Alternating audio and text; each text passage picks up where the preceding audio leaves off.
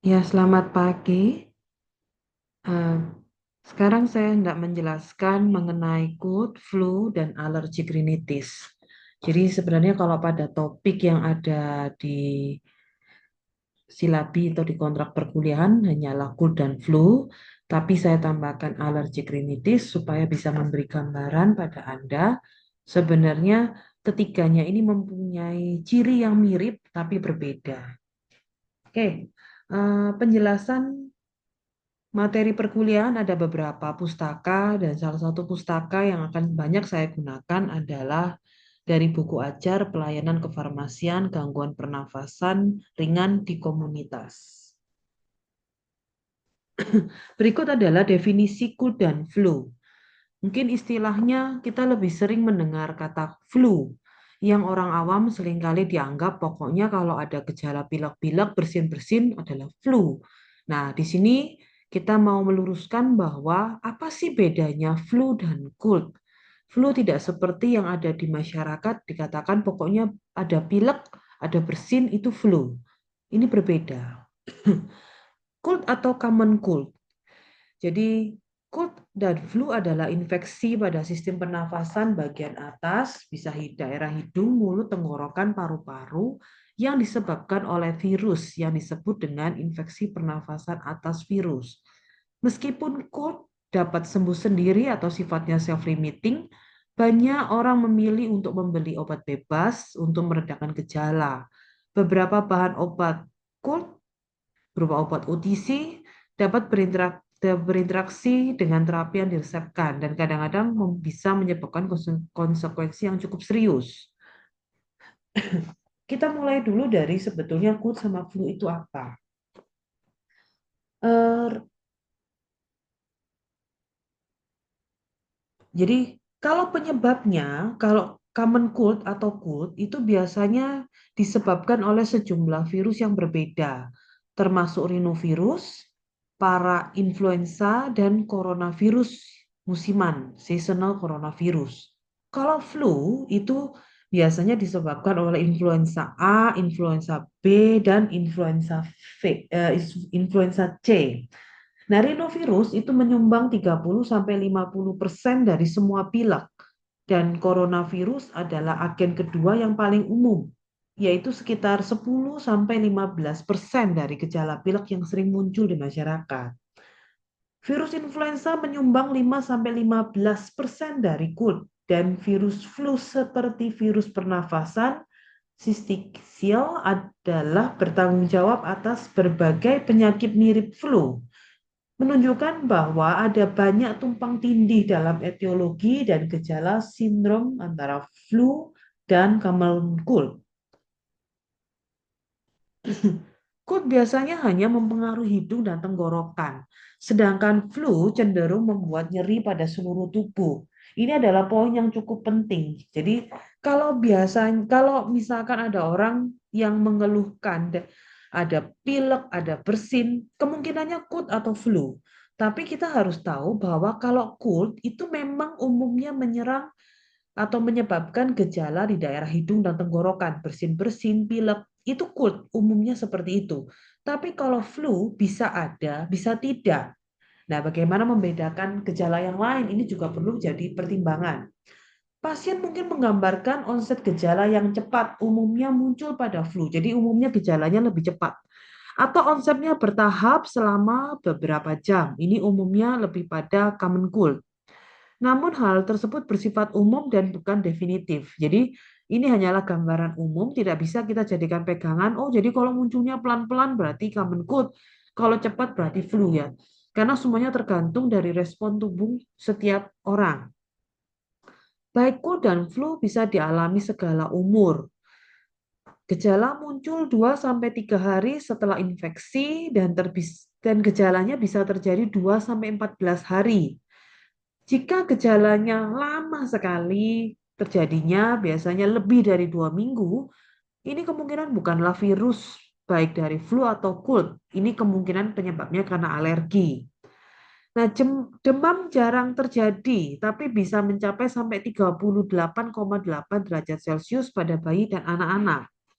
Cold ada kalanya dapat menyebabkan infeksi bakteri sekunder dari middle ear atau sinus, sehingga bisa memerlukan terapi antibiotik. Jadi kalau sudah muncul komplikasi, biasanya infeksi pada telinga atau sinusitis, nah kondisi itu kita harus merujuk pasien ke dokter karena tidak bisa kita lakukan suami dikasih. Nah, ini adalah gejala-gejala dari cold dan flu. Jadi, bisa saja cold dan flu mempunyai gejala-gejala seperti ini. Yang pertama adalah raninus. Nah, kebanyakan pasien yang mengalami pilek, jadi raninus itu hidungnya beler, ini awalnya adalah cairan encer bening. Kemudian diikuti dengan produk lendir mukus yang lebih kental dan biasanya lebih purulen. Raninus sendiri adalah drainase hidung yang berlebihan, berupa cairan bening tipis, lendir kental, atau sesuatu di antaranya. Drainase mungkin keluar dari hidung, di bagian belakang tenggorokan, atau keduanya. Kemudian hidung tersumbat. Hidung tersumbat ini terjadi karena pelebaran pembuluh darah yang menyebabkan pembekakan pada lapisan permukaan hidung. Ini mempersempit saluran hidung yang selanjutnya tersumbat oleh peningkatan produksi lendir. Jadi adanya penumpukan sehingga kita juga merasakan hidung kita seperti sudah nggak bisa nafas, tersumbat. Kemudian mata berair, ini juga sering dialami pada pasien yang mengalami cold maupun flu. Lalu ada summer cold. Nah, summer cold ini gejala utamanya adalah hidung tersumbat, bersin, dan mata berair karena iritasi. Ini lebih mungkin disebabkan oleh rinitis alergi. Summer cold merupakan common cold yang dialami selama musim panas. Beberapa orang mungkin beranggapan seperti mengalami cold selama musim dingin, sementara lainnya salah menduga sebagai alergi. Orang lain mungkin juga salah mengira flu musim panas untuk masalah lain seperti alergi. Jika mengalami cold di musim panas, ini akan sama persis seperti cold di musim dingin. Rhinovirus dapat menyebabkan common cold dengan menyebar dan menginfeksi orang dengan mudah di musim panas maupun dingin. Tapi kalau di Indonesia kayaknya nggak terlalu ngefek untuk pada kondisi ini. Kemudian sneezing, bersin. Bersin terjadi karena saluran hidung yang teriritasi dan tersumbat. Bersin adalah refleks protektor yang terkadang merupakan tanda dari berbagai kondisi medis. Bersin adalah pengusiran udara dari paru-paru melalui hidung dan mulut. Paling sering disebabkan oleh iritasi pada mukosa hidung. Jadi ini sama seperti batuk merupakan refleks dari tubuh sendiri. Batuk. Nah, batuk dapat terjadi baik karena faring yang teriritasi yang menghasilkan batuk kering yang menggelitik gitu atau sebagai akibat iritasi bronkus yang disebabkan oleh post nasal drip. Saya rasa minggu lalu kita sudah bahas terkait apa itu post nasal drip. Kemudian sakit kepala. Nah, sakit kepala ini mungkin dialami karena peradangan atau kemacetan pada saluran hidung dan sinus. Sakit kepala frontal yang persisten, jadi pada bagian depan, atau memburuk dapat disebabkan oleh sinusitis. Jadi hati-hati kalau sakit kepalanya daerah di depan wajah, di daerah-daerah sinus, itu hati-hati eh, adanya komplikasi dari sinusitis. Pada kondisi flu sering mengalami nyeri otot dan persendian, ini yang lebih mungkin terjadi dengan flu dibandingkan dengan common cold. Jadi kalau pada flu itu lebih sering disertai oleh nyeri-nyeri sendi. Tapi kalau sakit pada wajah itu hati-hati tanda-tanda adanya sinusitis. Kemudian demam. Nah, seseorang dengan gejala cold sering mengeluhkan merasa panas, tetapi secara umum suhunya tidak terlalu tinggi. adanya demam mungkin merupakan indikasi bahwa pasien menderita flu daripada common cold.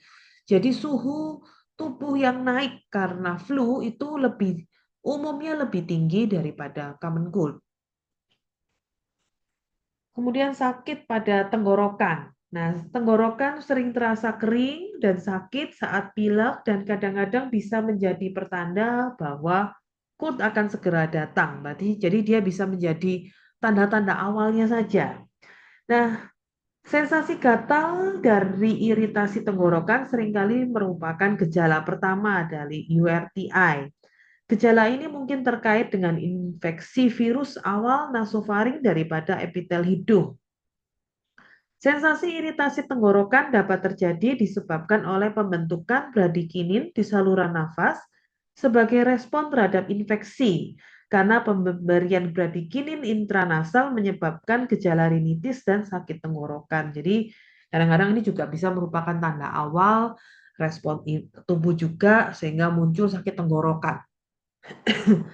Lalu sakit pada telinga, ini juga komplikasi umum dari cold, terutama anak-anak. Nah, kenapa? Nanti kita bisa lihat kaitannya dengan saluran Eustachius, yaitu saluran yang menghubungkan antara telinga bagian tengah dengan bagian belakang rongga hidung.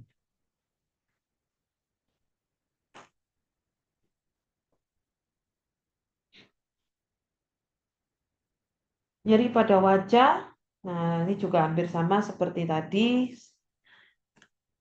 Jadi yang dikhawatirkan adalah sinusitis, karena sinus itu adalah ruang berisi udara dalam struktur tulang yang berdekatan dengan hidung. Nanti kita akan lihat gambarnya seperti apa sinusitis. Nah, hati-hati jika muncul demam yang tinggi, kelenjar membengkak secara signifikan, atau facial pain yang parah pada sinus, batuk produktif. Ini juga tanda-tanda bahaya, alarm bahwa pasien perlu dirujuk ke dokter. Nah, ini adalah gejala dari KULT. Jadi kalau raninus, hidungnya beler, nah keluarnya di sini, kemudian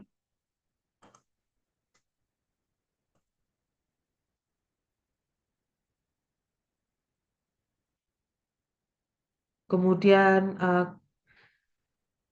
hidung tersumbat karena ada penumpukan dari mukus, hipersekresi mukus di sini. Nah, jadi ada peningkatan di sini. Kemudian sakit tenggorokan, nah ini ada tanda-tanda postnasal drip dan juga sakit kepala.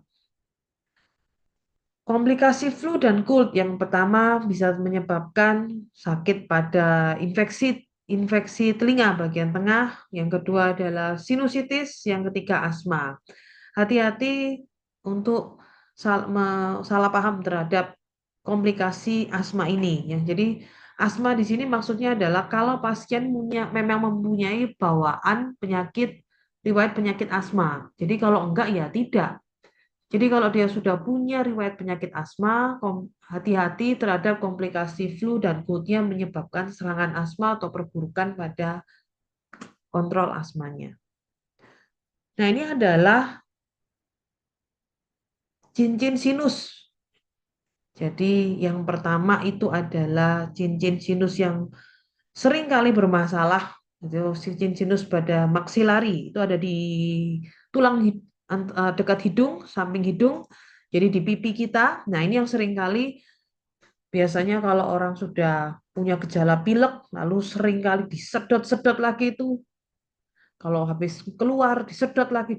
Nah, ini yang bisa menyebabkan arahnya cairan yang harusnya keluar ke hidung ditarik lagi masuk bisa memenuhi pada daerah maksilari, cincin sinusnya.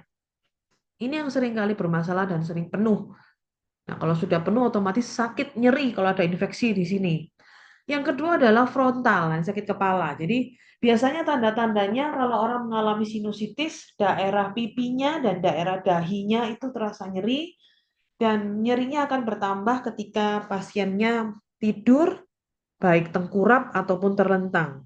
Karena seperti membawa cairan, berisi cairan yang sakit sekali. Jadi cincin sinus itu ada 4. Jadi ada sepasang di maksilari, di pipi, kemudian frontal, kemudian ada etmoid di dekat mata, tapi ini tidak terlalu besar sehingga tidak terlalu pengaruh. Yang keempat adalah sphenoid yang ada di dekat telinga, depan telinga. Tapi yang sering bermasalah biasanya adalah maksilari, lalu frontal. Nah, ini adalah infeksi telinga bagian tengah. Di bagian sinilah biasanya infeksi telinga itu sering terjadi. Karena kita bisa lihat di sini ada saluran eustasia, eustasius yang menghubungkan dengan hidung. Nah, kalau ada masalah dengan hidungnya, ada peningkatan mukus pada hidungnya, itu seringkali eh, mukusnya sampai ke telinga karena ada saluran yang menghubungkan. Nah, kalau ada bakteri infeksi, ya otomatis infeksinya bisa pindah ke telinga. Sehingga dari hanya awal gejala pilek-pilek saja bisa berakhir dengan infeksi telinga bagian tengah. Nah, ini gambarnya, di mana adanya infeksi pada telinga. Nah, kenapa pada anak kecil lebih beresiko?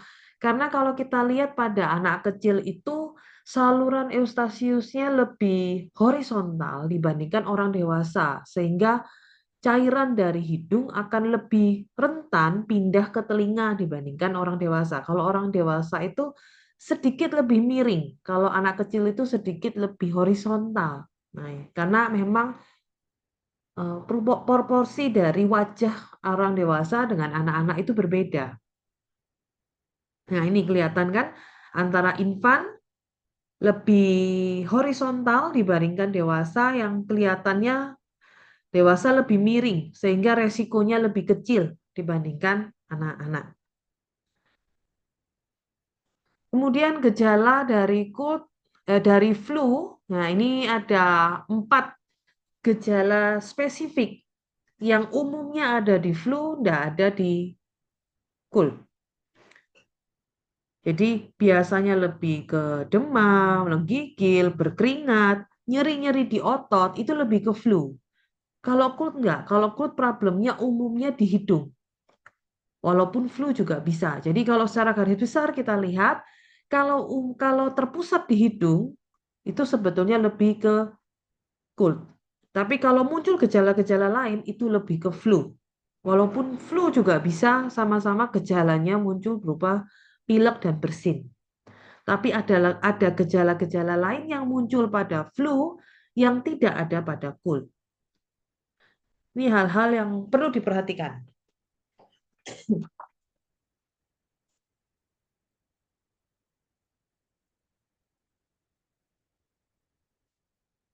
Jadi dari sisi usia, kemudian durasi, frekuensi dan waktu gejala, kemudian riwayat penyakit terdahulu. Ini juga menjadi pertimbangan. Jadi kalau dewasa atau anak-anak, kita harus tahu dia dewasa atau anak-anak karena pertimbangan untuk rujuk ke dokter. Anak-anak lebih rentan daripada dewasa, anak yang terlalu kecil juga sebaiknya disarankan rujuk ke dokter. Kemudian durasinya, onset gejalanya, apakah rapid ataukah gradual? Kemudian kalau gejalanya sekitar 7 sampai 14 hari ya arah kita kalau nggak akut ya flu sebetulnya. Tapi kalau sudah terlalu lama ya ini apa kita harus punya pemikiran apakah pasiennya mengalami alergi rinitis.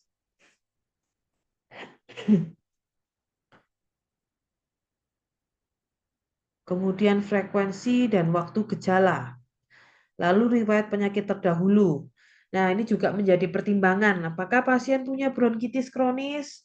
Apakah pasien punya diabetes, hipertensi, atau penyakit jantung?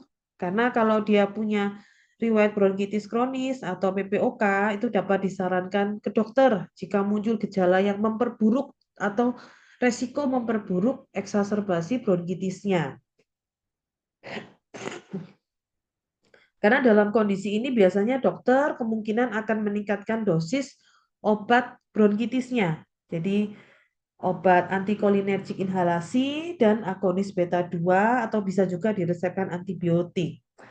Kalau pada diabetes juga harus hati-hati karena kalau kita mau merekomendasikan OTC, kandungan gula juga menjadi pertimbangan yang penting.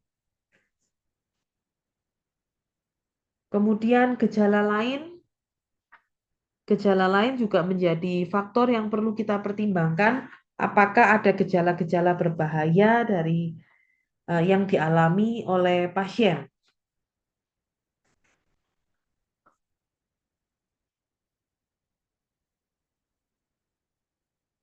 Nah, ini gejalanya seperti yang sudah saya sampaikan sebelumnya. Poin-poin ini jadi pertimbangan muncul atau tidak pada pasien. Ini mengulang saja. Jadi kalau pada pilek atau raninus itu cairan encernya jernih, mukusnya kental, kemungkinan purulen, nasal congestion, hidung tersumbat karena dilatasi pembuluh darah yang menyebabkan pembengkakan pada lining surface dari hidung. Itu kenapa kalau nasal congestion biasanya terapinya adalah dekongestan yang gunanya menyebabkan pembuluh darah itu jadinya lebih mengecil sehingga hidungnya bisa terasa lebih lega. Tapi efeknya hati-hati pada dekongestan yang biasanya topikal itu efek sampingnya hidungnya pasti akan terasa lebih nyeri. Nah, nanti akan kita bahas. Kemudian summer cold, sneezing juga bisa dibaca sendiri. Nah, ini adalah poin-poin masalah pada cold dan flu.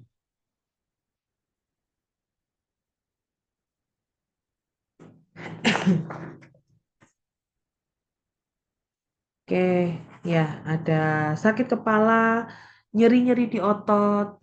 Kalau sakit kepala itu karena inflamasi dan kebutuhan pada nasal passage dan sinus. Makanya biasanya kalau kita lihat obat-obat di pasaran buat pilek itu biasanya ada paracetamolnya. Kemudian ada nyeri-nyeri di otot, biasanya lebih terjadi pada flu daripada cold.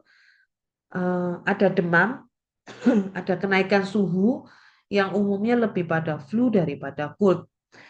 Sakit tenggorokan, lalu sakit pada telinga. Kalau sudah muncul ini harus rujuk ke dokter karena khawatirnya resiko dari otitis media, nyeri pada wajah juga hati-hati kemungkinannya sinusitis. Nah, manajemen terapinya apa saja? Poin-poinnya lebih banyak dibandingkan batuk, tapi ini tidak berarti semuanya harus diberikan. Kita harus melihat juga obat di pasaran seperti apa dan kita lihat ada obat yang memang untuk mengatasi gejala, ada obat yang untuk mempercepat peredaan gejala. Seperti penggunaan antibiotik pada terapi cold atau flu. Antibiotik digunakan untuk terapi infeksi yang disebabkan oleh bakteri dan tidak efektif terhadap virus. Penggunaan antibiotik secara tidak tepat resiko resistensi. Jadi sebaiknya kita tidak memberikan antibiotik. Yang pertama adalah dekongestan. Dekomestan ini merupakan simpatomimetik, jadi untuk meredakan hidung tersumbat. Contohnya adalah efedrin, pseudoefedrin, oxymetazoline, silometazoline. Kalau efedrin, pseudoefedrin ini biasanya untuk terapi oral atau oral bisa bentuknya tablet, bisa bentuknya sirup. Kalau oxymetazoline, silometazoline ini biasanya bentuknya adalah topikal, semprot hidung. Anda bisa cari sediaannya. Penilpropanolamin, PPA, ini juga beberapa ada pada tablet atau sirup, pemberiannya secara oral. Nah, mekanisme kerjanya adalah mengkontriksikan pembuluh darah yang berdilatasi, jadi menyempitkan pembuluh darah yang berdilatasi pada mukosa hidung, menyusutkan membran hidung sehingga mengeringkan mukus dan sirkulasi dari udara sehingga gejalanya menurun. Hati-hati efek sampingnya kalau secara oral karena bisa menstimulasi jantung, meningkatkan tekanan darah dan juga meningkatkan kadar gula darah.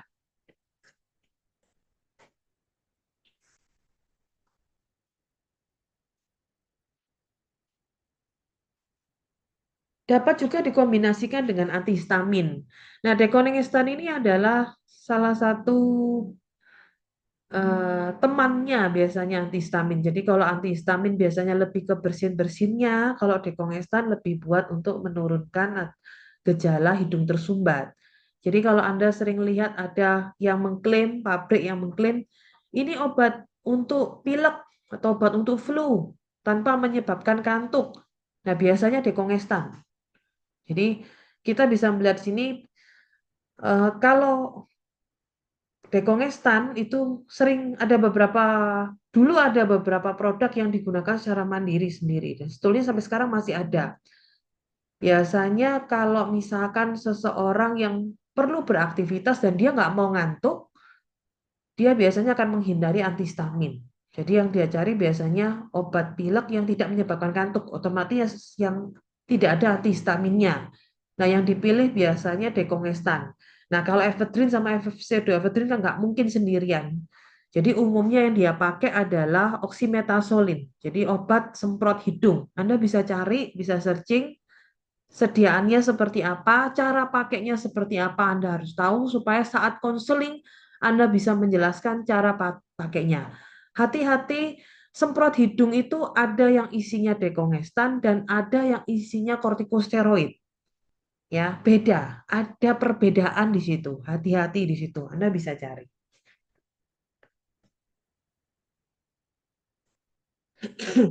Nah, kalau sedianya oral itu poten mempengaruhi CNS, jangan digunakan mendekati waktu tidur, ya kecuali dia ada kombinasi dengan antihistamin, biasanya antihistaminnya lebih kuat sehingga ngantuk pasiennya. Ada bentuk topikal, bentuknya spray atau drop. Kalau drop kayaknya sudah nggak ada, spray yang ada di pasaran. Hati-hati kalau bentuknya semprot, yang buat topikal buat di hidung, itu pemakaiannya kalau lebih dari 7 hari bisa menyebabkan rebound congestion. Jadi jumlah mukusnya, jumlah gejalanya juga makin meningkat. Jadi jangan penggunaannya nggak boleh lama-lama. Dan penggunaan spray ini digunakan kalau anaknya udah lebih dari 6 tahun. Kalau di bawah 6 tahun sebaiknya tidak. Kemudian pada bentuk sediaan eye drop ada juga dekongestan yang eye drop yang isinya adalah dekongestan. Ini kontraindikasi glaukoma atau pasien yang menggunakan kontak lensa. Interaksi obatnya juga harus diperhatikan. Nah, sekarang saya sedikit membahas mengenai PPA. Ya. Nah, PPA itu kalau di luar negeri dulu sempat heboh terkait resiko hemorrhagic stroke. Jadi kalau di luar negeri PPA itu sempat rame, sempat dilaporkan menyebabkan stroke hemorrhagic. Nah, tapi ternyata setelah diamati itu ketika digunakan sebagai penekan nafsu makan. Jadi kalau di luar negeri, di USA itu ada beberapa obat yang digunakan untuk menekan nafsu makan yang mengandung PPA dan dia ditarik oleh di Amerika ditarik dan sebagian besar negara Eropa. Dan setelah dilihat ternyata dosisnya berbeda dengan dosis yang kita pakai. Jadi masih aman kalau hanya buat dekongestan. Tapi kalau sudah buat indikasi lain, ternyata mempunyai efek yang cukup serius. Ini kejadiannya sekitar tahun 2009. Jadi ada sempat ditarik besar-besaran obat pilek atau obat batuk yang mengandung PPA.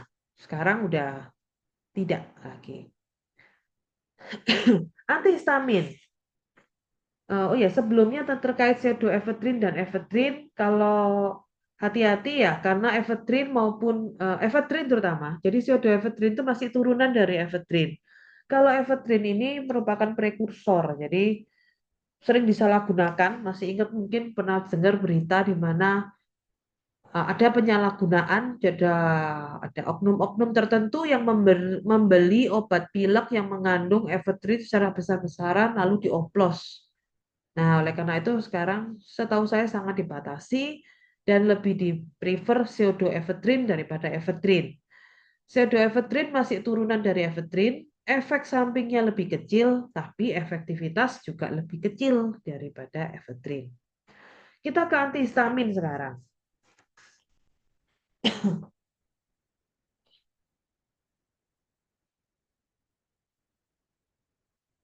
Nah, antihistamin itu punya efek antikolinergik, bisa menurunkan gejala Runniness dan sneezing tidak efektif untuk mengurangi nasal congestion. Kemudian pilihan terapi untuk gejala mild, moderate, intermittent dari allergic rhinitis. Nanti akan kita bahas apa itu allergic rhinitis. Nah, antihistamin sendiri ada yang sedatif, ada yang non sedatif. Tapi tidak berarti benar-benar tidak menyebabkan kantuk, tergantung juga orangnya. Kalau sedatif ini biasanya yang long acting, yang generasi cukup lama. Contohnya adalah klorfeniramin sama prometasin. Efek sampingnya ngantuk, mulut kering, mata kabur, konstipasi, retensi urin. Saya hati-hati juga nanti ketika misalkan Anda merekomendasikan antihistamin, jangan lupa Anda juga menjelaskan efek sampingnya dan cara mengatasinya. Kalau ngantuk harus ngapain? Kalau mulut kering sebaiknya ngapain? Kalau mata kabur nggak usah dijelaskan lah ya. Konstipasi itu harus ngapain supaya tidak konstipasi. Lalu retensi urin, mungkin tidak menggunakan kata-kata retensi urin ya. Nah, non sedatif, kalau non sedatif ini biasanya efek ngantuknya lebih ringan, tapi sifatnya ya individual. Ada beberapa orang juga yang mengeluhkan tetap ada efek ngantuknya kalau pakai antihistamin. Seperti loratadin, cetirizine, agrifastin. Kontraindikasi anak-anak kurang dari 12 tahun. Ini juga ada beberapa kontraindikasi seperti pasien dengan hipertrofi prostat, pasien glaukoma, pasien epilepsi pada dosis tinggi, dan juga penyakit hati. Ini efek sampingnya, drowsiness, kemudian mulut kering, gangguan mata kabur, konstipasi, retensi urin. Juga efek sampingnya meningkat, hati-hati interaksi obat pada pasien yang menggunakan antikolinergik. Kontraindikasinya glaukoma, gangguan liver, dan hipertrofi prostatik. Ini interaksinya, jadi kita harus tanya juga pasien sedang pakai obat apa supaya tidak muncul interaksi obat.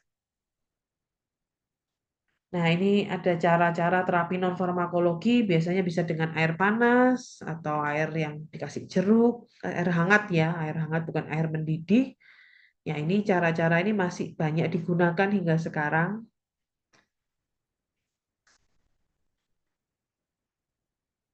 Oke, sebenarnya selain ini ada seperti, bentar.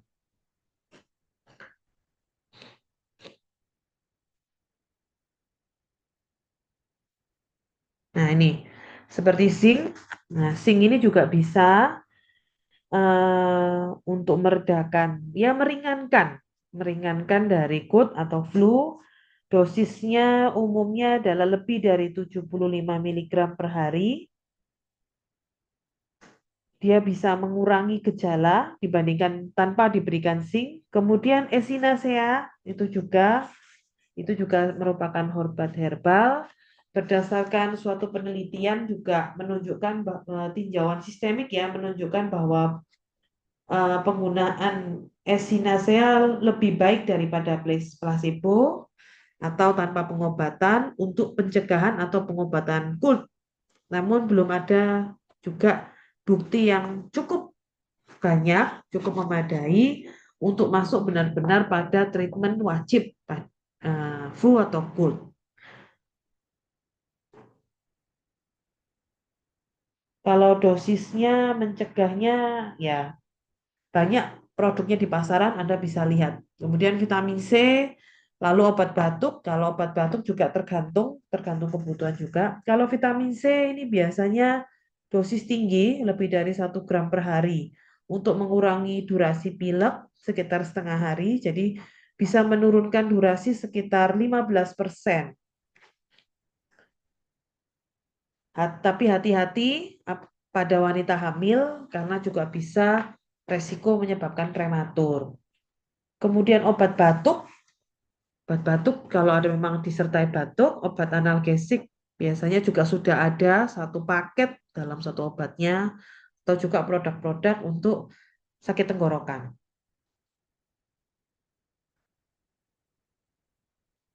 Lama pengobatan 10 sampai 14 hari setelah diterapi. Kalau nggak ada perbaikan, kita sarankan rujuk ke dokter. Jadi statement ini wajib atau perlu disampaikan ketika Anda memberikan konseling pada pasien bahwa batasnya adalah 10-14 hari dari terapi yang Anda berikan. Kalau tidak membaik, rujuk ke dokter.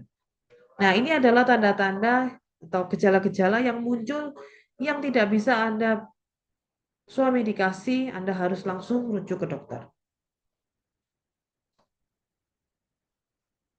Alergik rinitis. Alergik rinitis ini bukan cold.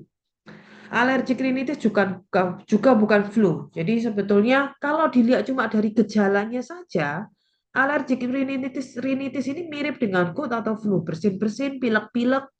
Nah, tapi kalau kita lihat dari penyebabnya, itulah yang membedakan antara alergik rinitis dengan cold dan flu.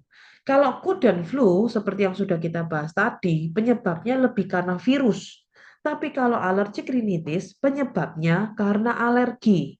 Jadi kalau nggak diobatin dan pasien masih terpapar dengan alergennya, dengan triggernya, ya otomatis nggak akan sembuh-sembuh. Itulah alergi rinitis. Kalau pembagiannya di luar negeri mungkin lebih lebih terlihat karena mereka ada 4 musim. Kalau kita cuma 2 musim, jadi gejalanya nggak terlalu kelihatan. Nggak ada musim semi, nggak ada musim yang akan membuat misalkan alergi benang sari atau alergi jamurnya meningkat. Kalau di Indonesia tuh lebih flat-flat aja. Tapi kita tetap harus tahu eh, apa penyebab pasien mengalami alergi. Kalau kita nggak tahu, kita kasih obat ya akan alergi lagi, akan alergi lagi. Kita harus tahu penyebabnya. Garis besarnya, jadi kalau alergi rinitis itu daerah hidung, inflamasi pada hidung. Alergi ya saya rasa Anda sudah tahu alergi itu apa. Jadi kalau alergi munculnya permasalahannya, gejalanya di daerah hidung, itu kita sebutnya adalah alergi rinitis atau bahasa Indonesianya adalah rinitis alergi. Terjadi respon inflamasi meliputi pelepasan histamin yang diawali dengan tersimpan pada nasal mukosa. Ini adalah macam-macam dari alergennya. Bisa kontak pada kulit, bisa injeksi, bisa juga obat, bisa juga inhalasi. Nah, kalau umumnya biasanya dari inhalasi, dari udara, berupa polen, debu, lalu bulu binatang, jamur, itu juga bisa memicu terjadinya alergi rinitis. Nah, ini karena sifatnya alergi, otomatis biasanya ada peningkatan dari imunoglobulin E. Sebetulnya kalau kita lihat patofisiologinya hampir mirip-mirip seperti asma. Jadi ada peningkatan imunoglobulin E di mana kalau ada trigger, ada alergen yang nempel ke IgE sehingga sel masnya pecah, lalu keluarlah mediator-mediator inflamasi. Dan yang paling berperan di sini adalah histamin. Nah, ini antibiotiknya. Kalau ini bisa dilihat sendiri. Klasifikasinya ada mild, moderate, intermittent, dan persisten. Ini adalah klasifikasi dari alergi rinitis. Nah, ini tipe secara umumnya kita bagi dua, seasonal sama perennial. Seasonal atau namanya adalah high fever. Kalau perennial itu intermittent atau persisten. Jadi pembagiannya kalau seasonal itu biasanya outdoor. Jadi seperti polen, seperti spora, jamur yang bisa menyebabkan seorang pasien muncul alergi rinitisnya. Kalau perennial itu lebih ke indoor. Kalau yang tadi outdoor, yang ini lebih ke indoor. Jadi penyebabnya lebih ada di dalam rumah seperti apa kutu, ya kotoran dari kutu-kutu yang bisa ada di kursi, ada di tempat tidur, lalu bulu binatang. Nah, ini perennial. Bisakah seseorang mempunyai alergen perennial maupun seasonal? Bisa. Jadi kita harus tahu orang ini punya dua-duanya atau salah satu. Jadi hal yang harus diperhatikan. Nah, bagaimana membedakan seasonal sama perennial? Biasanya dari pertanyaannya, kita bisa tanya munculnya kapan. Kalau munculnya terus dan kegiatannya hanya di rumah aja, ya jangan-jangan memang pemicunya ada di dalam rumah. Ini hal-hal yang harus diperhatikan. Pertama, usia. Kalau gejala dapat dimulai pada semua umur, meskipun biasanya onsetnya lebih tinggi pada anak-anak dan dewasa. Kemudian biasanya pasien punya riwayat keluarga, jadi sifatnya biasanya turunan. Kemudian kondisinya sering membaik seiring bertambahnya usia. Lalu dewasa muda yang melakukan banyak aktivitas, hindari terapi yang dapat menyebabkan ngantuk. Nah, itu hati-hati. Jadi obatnya hampir sama seperti flu dan cold. Jadi kalau pasiennya ini aktif nyetir ya, mungkin kita bisa pertimbangkan perlu antihistamin diberikan saat dia beraktivitas atau nanti nunggu dia misalkan kayak antihistaminnya dipakai waktu tidur aja, waktu malam aja.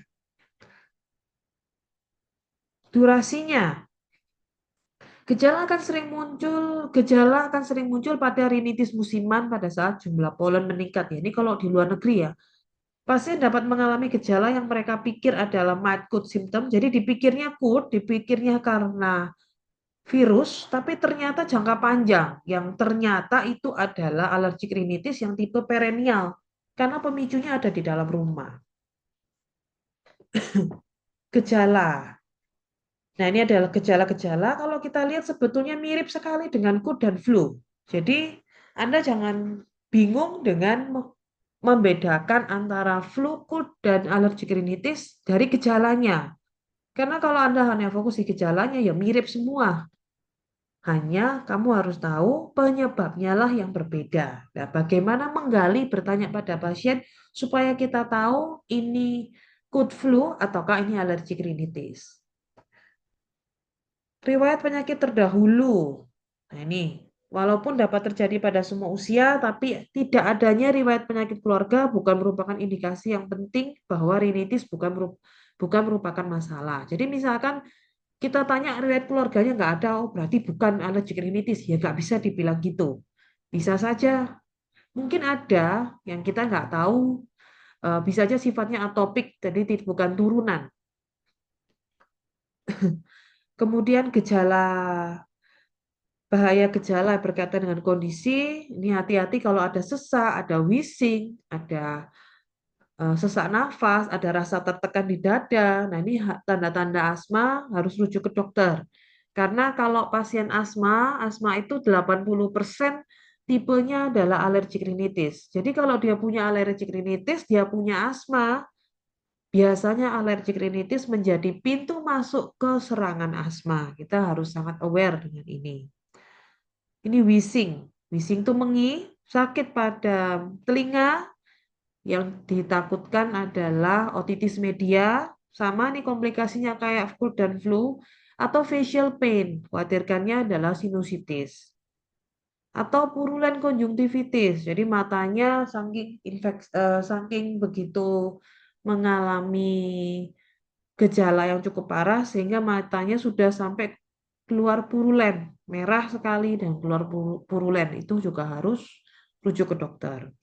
Terapinya sama kalau kita lihat, kita bandingkan dengan cold dan flu. Ada antihistamin, ada dekongestan, ada nasal steroid, ada sodium kromoglikat, ini yang berbeda, dan ada topikal antihistamin. Nah, ini yang membedakan dengan cold dan flu. Kalau cold dan flu tidak ada nasal steroid, tapi kalau alergi rinitis ada nasal steroid. Oke, ini bentuk sediaannya.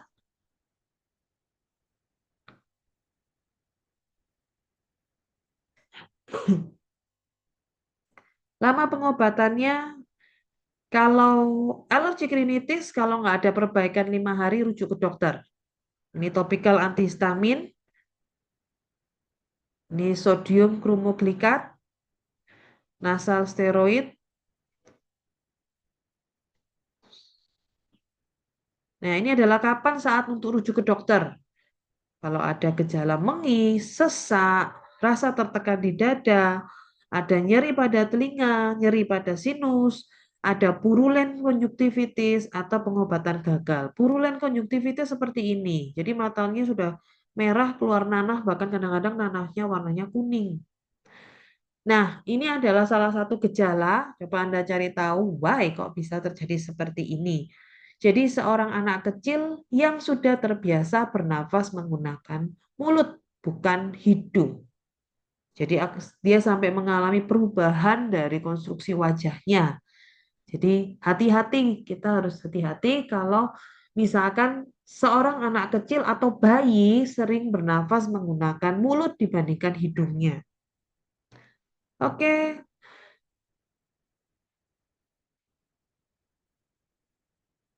ya, terima kasih. Ini adalah review pertanyaannya. Silakan dikerjakan.